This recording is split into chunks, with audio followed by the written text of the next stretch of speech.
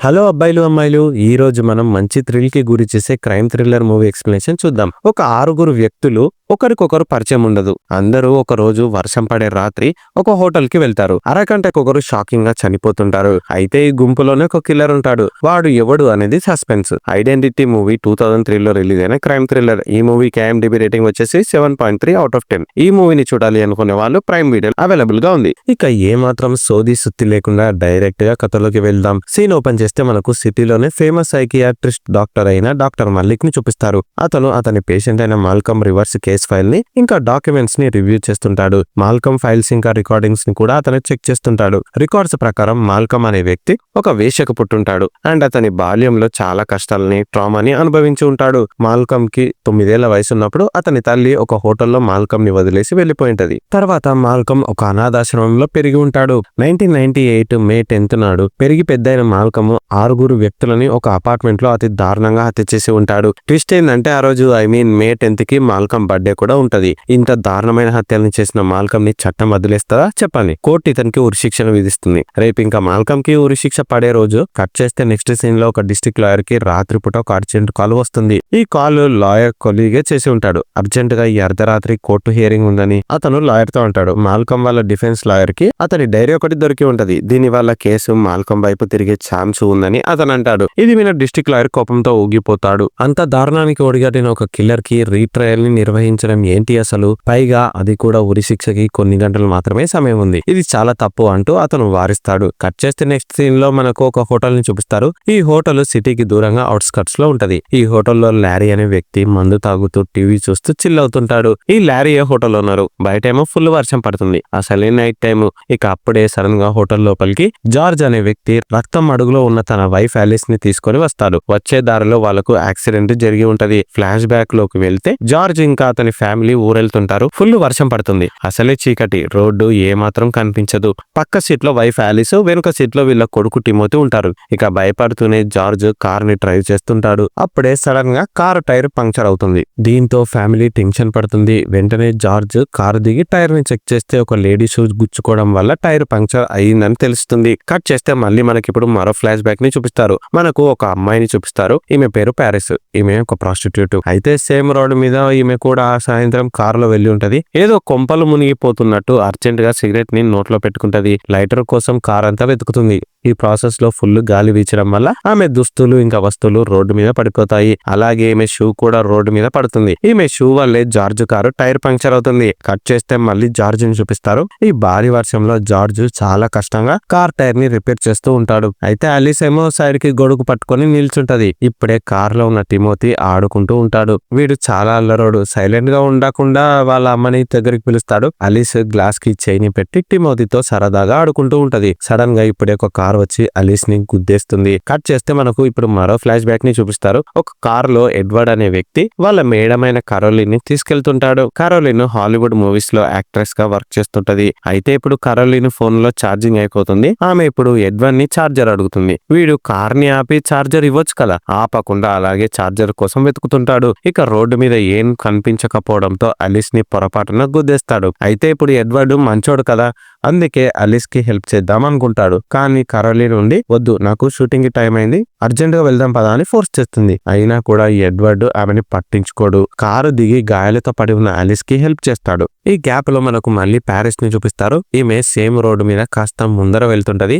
అయితే భారీగా వర్షం కురవడం వల్ల రోడ్డు మధ్యలో తెగిపోతుంది. ముందుకు వెళ్ళడానికి దారే లేదు. ఇప్పుడు ఇక ప్యారిస్ తప్పలేక రివర్స్ వెళ్తుంది. ఈ ప్రాసెస్ లో తను ఒక స్ట్రీట్ లైట్ కి డాష్ ఇస్తుంది. కారు స్టార్ట్ అవ్వదు. కట్ చేస్తే మళ్ళీ మనకి ఇప్పుడు ఎడ్వర్డ్ ని చూపిస్తారు. ఇప్పుడు ఎడ్వర్డ్ అతని కారులోకి ఆలిస్ ఫ్యామిలీ మొత్తాన్ని ఎక్కించుకొని దగ్గరలో ఉన్న లారీ హోటల్ కి తీసుకెళ్తాడు. లారీ ఎమర్జెన్సీ నెంబర్ కి కాల్ చేస్తే కలవదు. వర్షం వల్ల అక్కడ సిగ్నల్స్ ఉండవు. ఇప్పుడు ఇక లారీ మాట్లాడుతూ 30 మైళ్ళు దాటాక ఒక హాస్పిటల్ ఉంది, వెళ్ళి డాక్టర్ ని తీసుకొని రా అర్జెంట్ గా అని అతను ఎడ్వర్డ్ కి చెప్తాడు. ఇప్పుడు ఇక వర్షం పడుతున్నా కూడా లెక్క చేయకుండా అతని వల్లే ఆలిస్ కి యాక్సిడెంట్ అయింది కాబట్టి ఎడ్వర్డ్ ఇప్పుడు హాస్పిటల్ కి స్టార్ట్ అవుతాడు. అయితే కార్ లో ఉన్న కరోలిన్ మాత్రం దీనికి ఏమాత్రం ఒప్పుకోదు. కానీ ఎడ్వర్డ్ ఆమెని బలవంతంగా బయటికి లాగేసి ఒంటరిగా హాస్పిటల్ కి బయలుదేరుతాడు. కొంచెం దూరం వెళ్ళాక ఎడ్వర్డ్ కి రోడ్డు మీద ఉన్న ప్యారిస్ కంట పడుతుంది. ప్యారిస్ కార్ బ్రేక్ అవడం వల్ల ఆమె లిఫ్ట్ అడుగుతుంది. ఇప్పుడు ఇక ఎడ్వర్డ్ ఆమెకి లిఫ్ట్ ఇస్తాడు. ప్యారిస్ మాట్లాడుతూ ముందుకు వెళ్ళడానికి దారి లేదు, నా మాట విని వెనక్కి వెళ్దామని ఎంత చెప్తున్నా ఎడ్వర్డ్ మొండోడిలాగా డ్రైవ్ చేస్తుంటాడు. తీరా చూస్తే ప్యారిస్ చెప్పిందే నిజమవుతుంది. ఎడ్వర్డ్ కారు కూడా అక్కడ బురదలో ఇరుక్కుంటది. ఇప్పుడే ఎదురుగా మరో కారు వస్తుంటది. ఎడ్వర్డ్ సైకిల్ ని చేస్తూ ఆ కార్ ని ఆపుతాడు. ముందుకు వెళ్ళడానికి దారి లేదు, వెనక్కి వెళ్దాం, మాకు లిఫ్ట్ ఇవ్వండి, హాస్పిటల్ కి వెళ్ళాలని ఎడ్వర్డ్ ఆ కార్ లో ఉన్న వాళ్ళకి చెప్తాడు. కార్ లో లూయిస్ ఇంకా జిన్నీ అనే పేరు గల ఒక కపుల్ ఉంటారు. ఇప్పుడు ఎడ్వర్డ్ మాటలకు లూయిస్ ఆన్సర్ ఇస్తాడు. వెనక్కి కూడా మనం వెళ్ళలేం, ఆ రోడ్డు కూడా తెగిపోయిందని చెప్పగానే ఎడ్వర్డ్ షాక్ అవుతాడు. ఇక వేరే దారి లేక అందరూ కలిసి మళ్ళీ తిరిగి లారీ హోటల్ కి వెళ్తారు. అక్కడే ఈ రోజు నైట్ స్టే చేయాలి అనుకుంటారు. వెళ్లే ముందు ఎడ్వర్డ్ తన కారులో ఉన్న గన్ని తీసుకుంటాడు. కట్ చేస్తే హోటల్ కి రీచ్ అయిన తర్వాత ఎడ్వర్డ్ జార్జ్ వద్దకు వెళ్లి సిచ్యువేషన్ మొత్తం ఎక్స్ప్లెయిన్ చేస్తాడు. ఈ రోజు నైట్ ఇక్కడ స్టే చేయాలి, వర్షం వల్ల హాస్పిటల్ కి వెళ్ళలేకపోయినా సారీ అని ఎడ్వర్డ్ అంటాడు. ఇక ఈ గ్యాప్ లో లారీ హోటల్ కి వచ్చిన అందరికి సపరేట్ రూమ్స్ ని ఇస్తుంటాడు. ఇప్పుడు ఇక్కడికి రోడ్స్ అనే పోలీస్ ఆఫీసర్ కూడా వస్తాడు. ఇతను అర్జెంట్ గా ఒక క్రిమినల్ ని అతని కారులో వేరే జైలు కి షిఫ్ట్ చేయాలి. కానీ పెద్దగా తుఫాను ఏర్పడటంతో అది తగ్గే వరకు హోటల్లో స్టే చేయాలి అనుకుంటాడు. అయితే లారీ క్రిమినల్ గురించి డౌట్ పడతాడు. మీకు అతని వల్ల ఏ ఇబ్బంది ఉండదు, నేను అతన్ని చూసుకుంటా, భయపడకండి అని రోడ్స్ మాట ఇస్తాడు. అప్పుడే ఎడ్వర్డ్ వచ్చి రోడ్స్ ని హెల్ప్ అడుగుతాడు. ఆలిస్ ని అర్జెంట్ గా హాస్పిటల్ కి తీసుకెళ్లాలి, సిగ్నల్స్ లేవు కదా అని పోలీస్ రేడియోని యూజ్ చేసి అంబులెన్స్ ని రమ్మని చెప్పని అతను అడుగుతాడు. దీంతో ఎడ్వర్డ్ రేడియోలో ఎమర్జెన్సీకి కాల్ చేయాలని చూస్తాడు. కానీ అతని ఎఫర్ట్ ఫెయిల్ అవుతుంది. ఇక తప్పలేక ఎడ్వర్డే రంగంలోకి దిగి ఆలిస్ కి ట్రీట్మెంట్ చేస్తాడు. లారీ తన హోటల్లో ఉన్న సూది దారంని తీసి ఎడ్వర్డ్ కి ఇస్తాడు. ఎడ్వర్డ్ ఇక వాటితో ఆలిస్ గాయాలకు కుట్లని వేస్తాడు. దీంతో బ్లీడింగ్ తగ్గి ఆమె ఆరోగ్యం మెరుగుపడుతుంది. ఇప్పుడు ఇక దూరంగా కిటికీ దగ్గర నిల్చొని బయటికి చూస్తున్న టిమోతిని ఎడ్వర్డ్ చూస్తాడు. బాబు ఎందుకు అలా సైలెంట్ గా ఉన్నాడు, మేబీ ఈ యాక్సిడెంట్ జరిగినప్పటి నుండి అతను సైలెంట్ గా షాక్ లో పోయిందా ఏంది అని ఎడ్వర్డ్ జార్జ్ ని అడుగుతాడు. జార్జ్ ఇప్పుడే ఒక షాకింగ్ న్యూస్ ని చెప్తాడు. యాక్చువల్ గా టిమోతి జార్జ్ పుట్టిన కొడుకు కాదు. ఆలిస్ మొదటి భర్తకి ఫుల్ బీపీ ఉంది, వాడికి షార్ట్ టెంపర్ ఇష్యూస్ కూడా ఉన్నాయి. 2 ఏళ్ల కింద వాడు వీళ్ళని వదిలేసిపోయిండు. సో వాళ్ళిద్దరికి పుట్టిన సంతానమే టిమోతి బుడ్డోడు. వాళ్ళ నాన్న ఇన్సిడెంట్ అప్పటి నుండి వీడు ఇలా సైలెంట్ అయిపోయాడు, ఎక్కువగా మాట్లాడరని జార్జ్ ఇప్పుడు చెప్తాడు. కట్ చేస్తే ఇప్పుడు లారీ ఇంకా రోడ్స్ కలిసి క్రిమినల్ రాబర్ట్ ని రూమ్ నెంబర్ 10 లో పెడతారు. అతన్ని బాత్రూమ్ లో ఉన్న ట్యాప్ కి కట్టేసి బంధిస్తారు. ఇంకోవైపు మనకు యాక్ట్రెస్ కరోలిన్ ని చూపిస్తారు. ఆమె తన రూమ్ లో తన మూవీ లైన్స్ ని ప్రాక్టీస్ చేస్తూ ఉంటది. అయితే తన వెనుక ఒక అన్నోన్ పర్సన్ నీడ కనిపిస్తుంది. ఆ అన్నోన్ పర్సన్ ఈమె రూమ్ లోకి సీక్రెట్ గా ఎంటర్ అయి ఉంటాడు. ఇప్పుడే ఇక కరోలిన్ ఫోన్ ఆన్ అవుతుంది. సిగ్నల్ మెల్లిమెల్లిగా వస్తుంటది. కరోలిన్ ఫోన్ ని తీసుకుని పైకి పెడుతుంది. ఆ వర్షంలో తను ఎవరికో కాల్ చేద్దాం అనుకుంటది. అందుకోసం సిగ్నల్ ఫుల్ రావడానికి ఆతృతతో తను ఎదురు చూస్తుంది. వర్షంలో తడుస్తూ సిగ్నల్ కోసం నడుస్తుంది. ఇప్పుడే ఇక సడన్ గా వెనుక నుండి కిల్లర్ వచ్చి కరోలిన్ ని అటాక్ చేస్తాడు. కట్ చేస్తే మనకు రూమ్ లో పడుకున్న ఎడ్వర్డ్ ని ఇప్పుడు చూపిస్తారు. ఇతనికి బయట నుండి ఏదో పెద్ద సౌండ్ వినిపిస్తుంది. అంత పెద్ద తుఫాను శబ్దంలో కూడా కరోలిన్ సౌండ్ ఎడ్వర్డ్ కి క్లియర్ గా వినిపిస్తుంది. సో అదేంటో చూద్దామని చెప్పి అతను బయటికి వస్తాడు. కాంపౌండ్ లో చెక్ చేస్తే ఎడ్వర్డ్ కి కరోలిన్ కమ్మ దొరుకుతుంది. అతనికి డౌట్ వస్తుంది. కాస్త ముందుకు వెళ్తే మరో వస్తువు దొరుకుతుంది. ఇలా ఒక్కో క్లూ హెల్ప్ తో ఎడ్వర్డ్ ముందుకు వెళ్తుంటాడు. లాండ్రీ రూమ్ లో ఒక 4-5 వాషింగ్ మిషన్స్ జుమ్మున తిరుగుతుంటాయి. ఒక మెషిన్ నుండి మాత్రం వింత సౌండ్ వస్తుంది. ఎడ్వర్డ్ కి డౌట్ వచ్చి అందులోకి చూస్తాడు. దాన్ని చూసి ఎడ్వర్డ్ మైండ్ బ్లాక్ అయిపోతుంది. మెషిన్ లో కరోలిన్ తల కనిపిస్తుంది. కిల్లర్ బాడీని తలని వేరు చేసి ఆమె తలని మాత్రం ఇందులో పడేసి ఉంటాడు. ఇక ఈ ఇన్సిడెంట్ తో ఎడ్వర్డ్ కి మాటలు రావు. అప్పుడే స్పాట్ కి లారీ ఇంకా రోడ్స్ కూడా వస్తారు. వాళ్ళకి కూడా బయట ఏదో సౌండ్ వినిపించి ఇక్కడికి వచ్చుంటారు. అయితే ఈ ఇన్సిడెంట్ లారీకి ఇంకా రోడ్స్ కి కూడా షాక్ తెప్పిస్తుంది. వాషింగ్ మిషన్ లో రూమ్ నెంబర్ 10 కి దొరుకుతుంది. వీళ్ళు రాబర్ట్ ని బంధించిన రూమ్ కి ఇది. వెంటనే ముగ్గురు కలిసి రోడ్స్ రూమ్ లోకి వెళ్లి చూస్తారు. కానీ లోపల చూస్తే రాబర్ట్ కనిపించాడు. వాడు తన కట్లని తెంపుకొని కిటికీ నుండి దూకి ఎస్కేప్ అయి ఉంటాడు. ఇక ఇప్పుడే అలర్ట్ అయిన డేవిడ్ అందరినీ హాల్లోకి పిలిచి జరుగుతున్న సిచ్యుయేషన్ గురించి నిదానంగా ఎక్స్ప్లెయిన్ చేయాలని చూస్తాడు. కానీ మధ్యలోకి లారీ జోక్యం చేసుకుని పొరపాటున నిజాన్ని కక్కుతాడు. క్రిమినల్ రాబర్ట్ ఎస్కేప్ అయ్యాడు. అతను మన కరోలిన్ ని హత్య చేశాడని చెప్పగానే అందరు ఫ్యూజులు ఎగిరిపోతాయి. ఇప్పుడు అందరూ భయపడతారు, టెన్షన్ పడతారు. వెంటనే ఎడ్వర్డ్ వాళ్ళని కామ్ చేస్తాడు. టెన్షన్ పడకండి, నేను ఇంతకు ముందు పోలీస్ గా వర్క్ చేశాను, మిమ్మల్ని సేఫ్ గా ఉంచే బాధ్యత నాది అని ఎడ్వర్డ్ అంటాడు. ఇప్పటికి అతను తన గన్ని బయటికి తీసి రోడ్స్ తో టీమప్ పై కిల్లర్ కోసం వేట మొదలు పెడతాడు. రాబర్ట్ కోసం హోటల్ చుట్టూ ఇద్దరు వెతుకుతారు. ఈ గ్యాప్ లో హోటల్ ఓనర్ అయిన లారీ చేసే పని మనకు అనుమానాన్ని కలిగిస్తుంది. అతను టెన్షన్ పడకుండా సీక్రెట్ గా చనిపోయిన కరోలిన్ రూమ్ లోకి దూరుతాడు. ఆమె బ్యాగ్ లో ఉన్న డబ్బుని కొట్టేస్తాడు. ఇంకోవైపు హాల్లో ఉన్న మిగతా కస్టమర్స్ ని మనకు చూపిస్తారు. వీళ్ళు వీళ్ళకు టెన్షన్ ఇంకా ఎక్కువ అవుతుంది. ఇప్పుడు ఇక భయపడిన జిన్ని బోర్ని ఏడటం స్టార్ట్ చేస్తుంది. ఇది చూసిన లూయిస్ ఆమెను ఓదార్చడానికి ట్రై చేస్తాడు. మనం పక్క ఈ రోజు చనిపోతాము, నాకు భయంగా ఉంది, నేను ఆల్రెడీ చెప్పిన ఇక్కడికి మనం రావద్దని, అయినా కూడా వినకుండా నన్ను ఇక్కడికి తీసుకొచ్చి రిస్క్ చేసావని ఆమె లూయిస్ ని తిడుతూ రూమ్ లోకి వెళ్లిపోతుంది. వెనుకాలే ధైర్యం చెప్తూ లూయిస్ కూడా వెళ్తాడు. అయితే వీళ్ళిద్దరు ఈ రోజు ఆఫ్టర్నూనే పెళ్లి చేసుకుని ఉంటారు. జిన్ని తను ప్రెగ్నెంట్ అని చెప్పడంతో లూయిస్ ఈమెని పెళ్లి చేసుకుని ఉంటాడు. కానీ అది నిజం కాదు. లూయిస్ ఎక్కడ తనకు దూరం అయిపోతాడేమో అని జిన్ని భయపడి అబద్ధం ఆడిందని ఇప్పుడు తెలుస్తుంది. ఇక మోసం చేసి తనను పెళ్లి చేసుకున్నావా అంటూ లూయిస్ కోపంతో ఊగిపోతాడు. సో భయపడిన జిన్ని బాత్రూమ్ లోకి వెళ్లి డోర్ ని లాక్ చేసుకుంటది. కోపంతో ఉన్న లూయిస్ డోర్ ని బాదుతూ బయటికి రాను ఫస్ట్ అని గట్టిగా అరుస్తాడు. నన్ను వదిలే, నేను ఒంటరిగా ఉండాలనుకుంటున్నా అని జిన్ని ఎంత చెప్పినా లూయిస్ మాత్రం వినడు. ఇక కాసేపు తర్వాత సౌండ్ సడన్ గా బంద్ అవుతుంది. మెల్లిగా జిన్ని డోర్ ని ఓపెన్ చేస్తుంది. కానీ అక్కడ లూయిస్ కనిపించడు. కిల్లర్ కత్తిని పట్టుకొని జిన్ని మీద అటాక్ చేయడానికి వస్తున్న నీడని తను గమనించి వెంటనే అలర్ట్ అవుతుంది. ఫాస్ట్ గా మళ్ళీ బాత్రూమ్ లోకి వెళ్లి డోర్ ని లాక్ చేస్తుంది. ఆమె కిటికీ నుండి బయటికి దూకి ఎస్కేప్ అవుతుంది. జిన్నీకి ఇప్పుడు రోడ్స్ ఎదురవుతాడు. రోడ్స్ కి తను కిల్లర్ గురించి చెప్తుంది. ఇప్పుడు ఇక రోడ్స్ మరియు ఎడ్వర్డ్లు జిన్నీ రూమ్ లోకి వెళ్లి చూస్తారు. లోపల లూయిస్ చనిపోయి ఉంటాడు. అతన్ని కిల్లర్ కత్తితో పలుమార్లు పొడిచి చంపేసి ఉంటాడు. దీంతో మనోళ్ళకి బుర్ర పాడవుతుంది. కట్ చేస్తే ఇప్పుడు మనకు క్రిమినల్ రాబర్ట్ ని చూపిస్తారు. ఇతను హోటల్ నుండి ఎస్కేప్ అయి ఎడారిలో ఆ వర్షంలో పరిగెడుతుంటాడు. కాస్త దూరం వెళ్ళినాక ఇతనికి ఒక బిల్డింగ్ లో లైట్స్ ఉండటం కనిపిస్తుంది. వెంటనే రాబర్ట్ ఆ బిల్డింగ్ లో ఉన్న రూమ్ కి వెళ్తాడు. కిటికీ నుండి చూసి షాక్ అయిపోతాడు. తిరిగి రాబర్ట్ మళ్ళీ చివరకు సేమ్ హోటల్ కి వచ్చింటాడు. ఇది ఎలా సాధ్యమని రాబర్ట్ షాక్ లో ఉంటాడు. ఇప్పుడు మళ్ళీ అతను ఎస్కేప్ అయ్యే టైంలోనే రాడ్స్ కి ఇంకా ఎడ్వర్డ్లకి దొరికిపోతాడు. ఇప్పుడు వీళ్ళిద్దరూ రాబర్ట్ ని ఫుల్ గా కొడతారు. దీంతో రాబర్ట్ స్పృహ కోల్పోతాడు. రాబర్ట్ ని ఒక చైర్ కి కట్టేసి బంధిస్తారు. ఎడ్వర్డ్ ఇప్పుడు బేస్ బాల్ పట్టుకొని ఇదంతా చూస్తున్న లారీని రాబర్ట్ కి కాపలాగా ఉండమని చెప్తాడు. తర్వాత ఎడ్వర్డ్ ఇంకా ప్యారిస్ కలిసి జిన్నీ వాళ్ళ రూమ్ లోకి వెళ్తారు. చనిపోయిన లూయిస్ డెడ్ బాడీని ఎడ్వర్డ్ ఫోటోస్ తీస్తాడు. ఇప్పుడు ఎడ్వర్డ్ లూయిస్ డెడ్ బాడీని పరీక్షిస్తాడు. చనిపోయిన లూయిస్ చేతిలో రూమ్ నెంబర్ 9 కి సంబంధించిన కీ ఉండటం ఎడ్వర్డ్ చూసి షాక్ అవుతాడు. ఇప్పుడు ఇక ఈ మ్యాటర్ ని ఇద్దరు కలిసి వెళ్లి రాడ్స్ కి చెప్తారు. అయితే ఈ టైంలోనే రాబర్ట్ కి కాపలాగా పెట్టిన లారీ తన రూమ్ నుండి బయటికి వచ్చి అటు ఇటు తిరగడం వీళ్ళు చూసి షాక్ అవుతారు. వెంటనే వీళ్ళు లారీని పట్టుకుని 4 కడుగుతారు. వెంటనే వెళ్లి రాబర్ట్ ని బంధించిన రూమ్ ని చూస్తారు. ట్విస్ట్ ఏంటంటే లోపల రాబర్ట్ చనిపోయి ఉంటాడు. అతన్ని ఎవరో హత్య చేసి ఉంటారు. అతని డెడ్ బాడీ దగ్గర రూమ్ నెంబర్ 8 కి దొరుకుతుంది. పైగా రాబర్ట్ నోట్లో బేస్బాల్ బ్యాట్ కుక్కుకొని ఉంటుంది. ఇక దీంతో లారీయే కిల్లర్ అని అందరూ అనుకుంటారు. కానీ లారీ ఏమో నేను ఇన్నోసెంట్ ని, కిల్లర్ ని కాదు, నేను ఎవరిని చంపలేదు, నాకంత దమ్ము కూడా లేదని చెప్పుకొస్తాడు.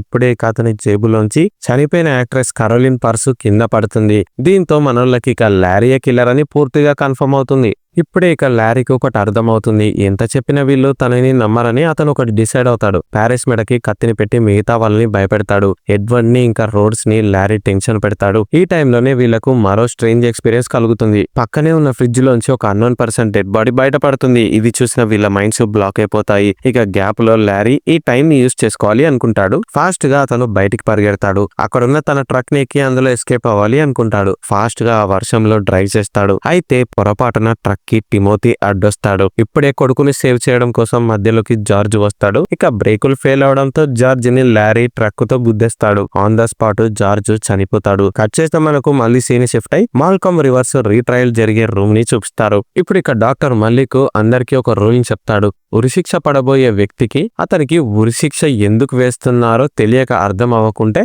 మనము అతనికి ఉరిశిక్షని వేయలేమని చెప్తే మిగతా లాయర్స్ ఇంకా జడ్జి షాక్ అయిపోతారు. ఇప్పుడే మల్లిక్ మాల్కమ్ రివర్స్ పర్సనల్ డైరీని జడ్జికి ఇస్తాడు. అందులో 6 డిఫరెంట్ పర్సన్స్ రాసిన వాళ్ళ ఒపీనియన్స్ 6 మంది పాయింట్ ఆఫ్ వ్యూస్ రాసి ఉంటాయి. 6 రకాల చేతిరాతలు అందులో ఉంటాయి. ఇప్పుడు ఇక దీన్ని బట్టి Malcolm reverse split personality disorder అనే జబ్బుతో బాధపడుతుందని మనకు అర్థమవుతుంది. అందుకే మాల్కమ్ కి అతను చేసిన హత్యల గురించి గుర్తుండదు, మెమరీ లాస్ అయి ఉంటది. ఇక ఇప్పుడే ఫైనల్ గా రూమ్ లోకి మాల్కమ్ రివర్స్ ని వీల్ చైర్ లో తీసుకొస్తారు. అతను పూర్తిగా స్పృహలో ఉన్నట్టు కనిపించదు. కట్ చేస్తే మళ్ళీ మనకు హోటల్ ని చూపిస్తారు. అందరూ లారీని ఇప్పుడు అతను చేసిన క్రైమ్స్ గాను శిక్షగా ఒక చైర్ కి కట్టేసి బంధిస్తారు. లారీయే కిల్లర్ అని అందరూ బలంగా నమ్ముతారు. ఇప్పటిక లారీ ఫ్రిడ్జ్ లో ఉన్న డెడ్ బాడీ గురించి చెప్పడం మొదలు పెడతాడు. యాక్చువల్ గా ఫ్రిడ్జ్ లో ఉన్న డెడ్ బాడీ ఎవరిదో కాదు, ఈ హోటల్ ఒరిజినల్ ఓనర్ దే. అతని పేరు కూడా లారీయే. అయితే ఇప్పుడు అందరూ కిల్లర్ అని అనుకుంటున్న లారీ గాడు లాస్ వేగాస్ లో ఉండేవాడు. అయితే వీడు అందరితో అప్పులు చేసి తిరిగి వాటిని కట్టలేక పారిపోయి ఉంటాడు. ఒక రోజు చేతిలో డబ్బులు లేక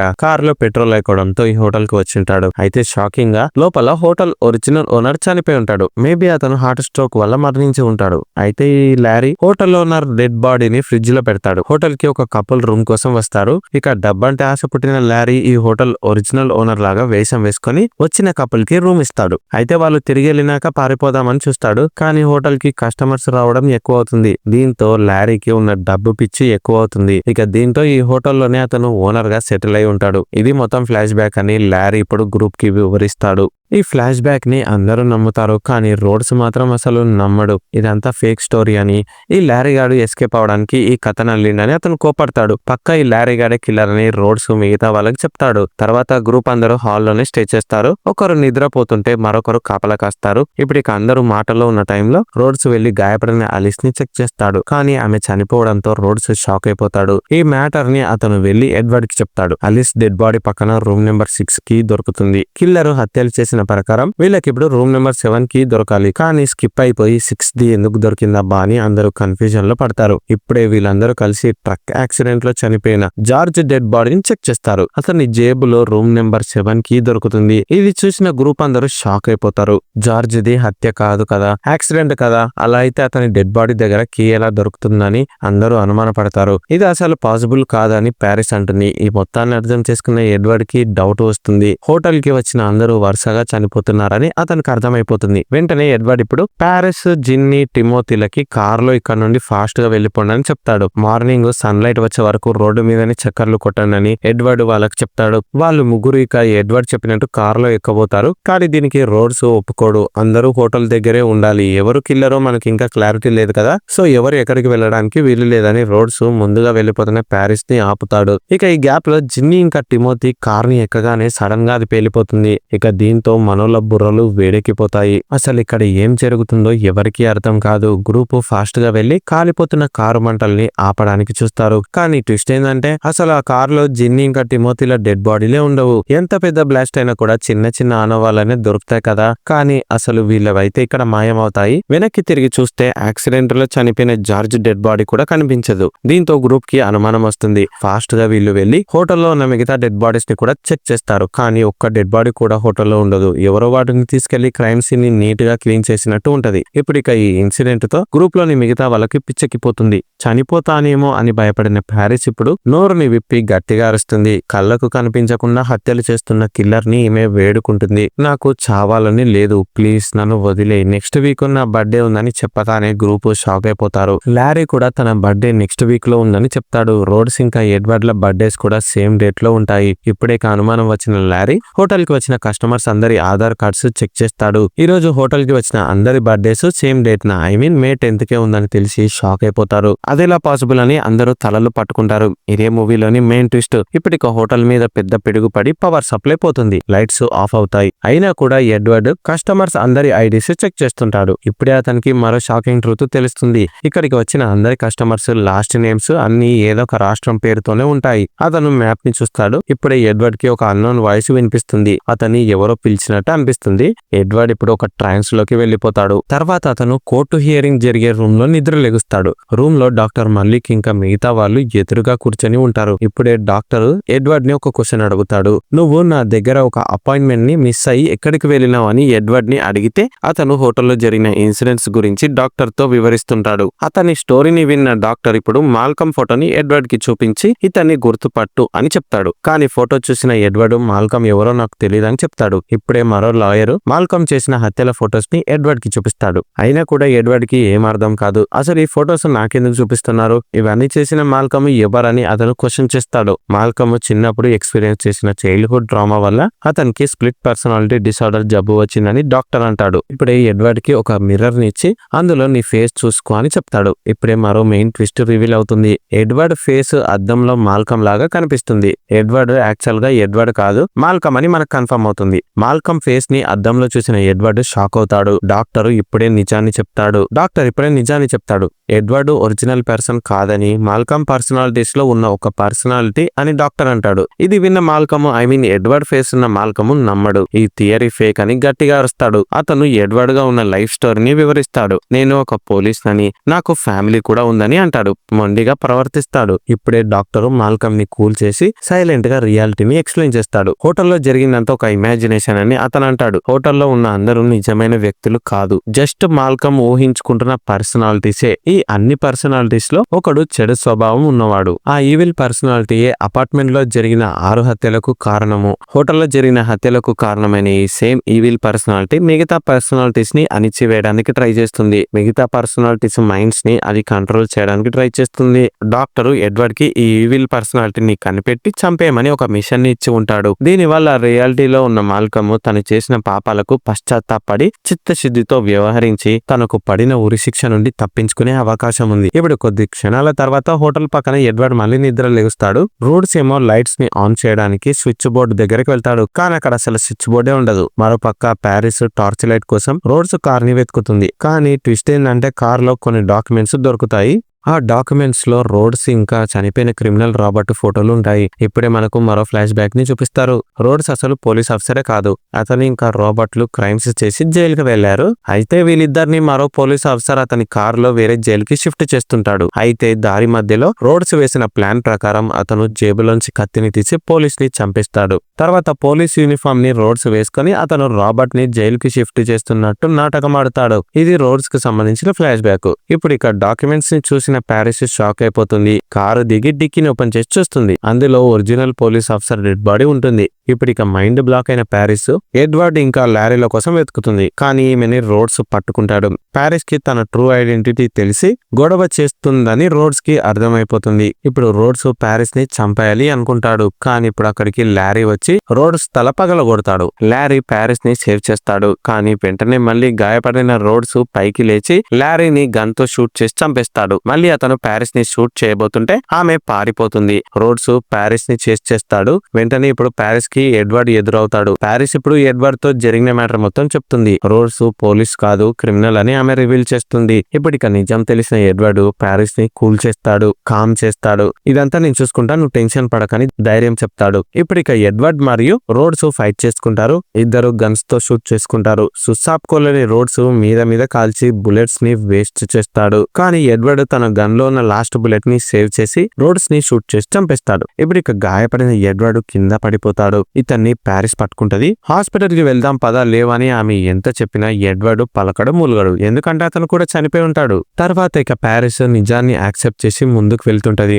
డబ్బుతో ట్రక్కులో వెళ్ళిపోతుంది. అప్పటికే తెల్లారుతుంది. తుఫాను కూడా తగ్గుతుంది. కట్ చేస్తే మళ్ళీ మనకు రియాలిటీలో ఉన్న మాల్కమ్ ని చూపిస్తారు. ఇతనిలో ఉన్న ఈవిల్ పర్సనాలిటీ పూర్తిగా అంతమైంది. ఇప్పుడు ఇతని సొసైటీకి ఎటువంటి హాని తలపెట్టడు. ఇతనికి మంచి ట్రీట్మెంట్ అవసరమని డాక్టర్ ఇప్పుడు జడ్జితో అంటాడు. సరే అని చెప్పి జడ్జి కూడా మాల్కమ్ కి పడిన ఉరిశిక్షని రద్దు చేసి ట్రీట్మెంట్ కోసం మెంటల్ హాస్పిటల్ కి షిఫ్ట్ చేయమంటాడు. తర్వాత డాక్టర్ మల్లిక్ సూపర్విజన్ లో పోలీసులు మాల్కమ్ ని మెంటల్ హాస్పిటల్ కి తరలిస్తారు. అయితే ఇప్పుడే మనకు ప్యారిస్ ని చూపిస్తారు. ఈమె ఇప్పుడు ఒక పెద్ద పళ్ళ తోటలో డ్రైవ్ చేస్తూ వెళ్తుంది. ఈమెదే ఈ తోట మంచిగా సెటిల్ అయి ఉంటది. అయితే ఇప్పుడు తను గార్డెన్ లో ఇసుకని తవ్వి ఒక మొక్కని నాటడానికి ట్రై చేస్తుంది. కానీ మట్టిలో ఈమెకి హోటల్ రూమ్ నెంబర్ 1 కి దొరుకుతుంది. ఇది చూసిన ప్యారిస్ షాక్ అవుతుంది. ఎదురుగా ఒక అన్నోన్ పర్సన్ ఆయుధంతో వచ్చి నిల్చుంటాడు. వీడు ఎవడో కాదు, అలిస్ కొడుకైన టిమోతి గాడే. ట్విస్ట్ ఏంటంటే హోటల్లో చేసిన హత్యలకు కారణమైన మెయిన్ ఈవిల్ పర్సనాలిటీ మరెవరో కాదు, ఈ టిమోతి గాడిదే. వీడికున్న చెడు స్వభావం వల్ల అందరినీ హత్య చేసి అతను కూడా కారు పేలుల్లో చనిపోయాడని నమ్మేలా నాటకమాడి ఉంటాడు. సో అతను ఇప్పుడు ప్రాణాలతో మిగిలి ఉన్న ప్యారిస్ ని చంపేయడానికి ఇక్కడికి వస్తాడు. కానీ రియాలిటీలో ఉన్న మాల్కమ్ ఈ టిమోతి పర్సనాలిటీని అణిచివేయడానికి ట్రై చేస్తాడు. కానీ అది వీలు కాదు. మాల్కమ్ కి ఫిట్స్ వచ్చినట్టు డాక్టర్ ఇప్పుడు గమనిస్తాడు. వెంటనే అతను మాల్కమ్ దగ్గరికి వెళ్లి మాట్లాడతాడు. ఫ్లాష్ బ్యాక్ లో టిమోతి పర్సనాలిటీ ప్యారిస్ ని చంపడం అండ్ రియాలిటీలో మాల్కమ్ డాక్టర్ ని చంపడం ఒకేసారి జరుగుతుంది. అతను తీసుకున్న గోతిలో అతనే పడటం అంటే ఇదేనేమో. డాక్టర్ మంచిగా మెంటల్ పేషెంట్ అయిన మాల్కమ్ ని సేవ్ చేయాలని చూస్తాడు. కానీ వాడుకున్న జబ్బు వల్ల మాల్కమ్ డాక్టర్ ని వేసేశాడు. ఇక్కడే మూవీ ఎండ్ అవుతుంది. ఈ వీడియో మీకు నచ్చినట్టయితే వీడియోని లైక్ చేయండి. పక్కన హైప్ అనే ఒక కొత్త ఆప్షన్ వచ్చింది, దాన్ని క్లిక్ చేయండి. మళ్ళీ ఇంకోసారి చెప్తున్నా, వీడియో నచ్చితేనే ఈ పని చేయండి, నచ్చకపోతే వదిలేయండి. ఒకవేళ నచ్చకపోతే నేను ఏం ఇంప్రూవ్ చేసుకోవాలో నాకు కమెంట్స్ లో చెప్పండి ప్లీజ్. పక్కా చేంజెస్ చేసుకుంటా. కానీ మీరు సపోర్ట్ చేస్తేనే నా లాంటి చిన్న క్రియేటర్స్ కొత్త వీడియోస్ చేయడానికి మోటివేషన్ వస్తుంది ప్లీజ్. అండ్ పక్క మీ ఫ్రెండ్స్ కి మీ ఫ్యామిలీకి ఈ వీడియోని షేర్ చేయండి. ఫ్యూచర్ లో ఇంకా మరెన్నో మంచి వీడియోస్ తో మీ ముందుకు వస్తాను. కానీ అంతకన్నా ముందు ఛానల్ ని సబ్స్క్రైబ్ చేసి సపోర్ట్ చేయండి. Thank you. My big hugs to you.